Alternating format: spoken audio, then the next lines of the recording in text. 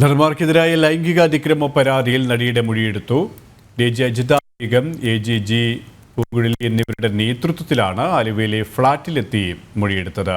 മൊഴിയുടെ അടിസ്ഥാനത്തിൽ നടപടിയെടുക്കുമെന്ന് ഡി.ജി. അജിത ബീഗം വ്യക്തമാക്കി. നടൻ മുകേഷും ജയസൂര്യയും അടക്കം 7 പേർക്കെതിരെയായിരുന്നു കൊച്ചി സിറ്റി പോലീസ് കമ്മീഷണർക്ക് നടി പരാതി നൽകിയിരുന്നത്. പരാതികളിൽ വ്യത്യസ്ത എഫ്ഐആറുകൾ രജിസ്റ്റർ ചെയ്യും.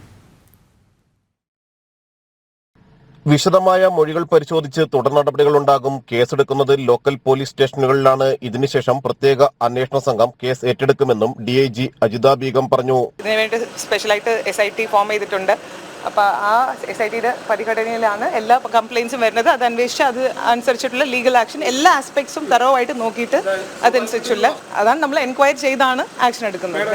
നടന്മാരായ മുകേഷ്, ജയസൂര്യ, മണിയൻപിള്ള രാജു, ഇടവേള ബാബു, പ്രൊഡക്ഷൻ കൺട്രോളർ നോബിൾ, വിച്ചു, അഭിഭാഷകനായ ചന്ദ്രശേഖരൻ എന്നിവർക്കെതിരെയായിരുന്നു നടിയുടെ പരാതി. സിനിമാ മേഖലയിൽ നടന്ന ലൈംഗിക അതിക്രമങ്ങളുമായി ബന്ധപ്പെട്ട് ഇതുവരെ 18 പരാതികളാണ് ലഭിച്ചത്. ഇതിൽ 7 പരാതികൾ നടിയുടേതാണ്. Thiruvananthapuram range DIG Ajitha Beegum, AIG Poonkuzhali എന്നിവരുടെ നേതൃത്വത്തിലുള്ള പ്രത്യേക സംഘമാണ് മൊഴിയെടുക്കാനെത്തിയത്. 7 പരാതികളിലും വ്യത്യസ്ത FIRകൾ രജിസ്റ്റർ ചെയ്യും. ആരോപണങ്ങൾ നിഷേധിച്ച് നടന്മാരും രംഗത്ത് വന്നിരുന്നു. 2008 സെക്രട്ടേറിയറ്റിൽ നടന്ന ഷൂട്ടിങ്ങിനിടെ ജയസൂര്യയുടെ ഭാഗത്തുനിന്ന് ലൈംഗികാതിക്രമം നേരിടേണ്ടി വന്നതായാണ് പരാതി.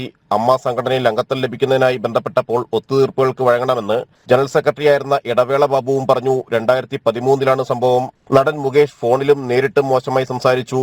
മണിയൻപിള്ള രാജുവിൽ നിന്ന് സമാനമായ അനുഭവമുണ്ടായി. എല്ലാ പരാതികളും ഇമെയിലായാണ് കൈമാറിയിരുന്നത്. മറ്റു ചില താരങ്ങൾക്കെതിരെയും ലൈംഗികാതിക്രമ പരാതികളുമായി ജൂനിയർ ആർട്ടിസ്റ്റുകൾ ഉൾപ്പെടെ രംഗത്ത് വന്നിരുന്നു. ഇതും പ്രത്യേക സംഘം അന്വേഷിക്കുന്നുണ്ട്. ജനം, കൊച്ചി.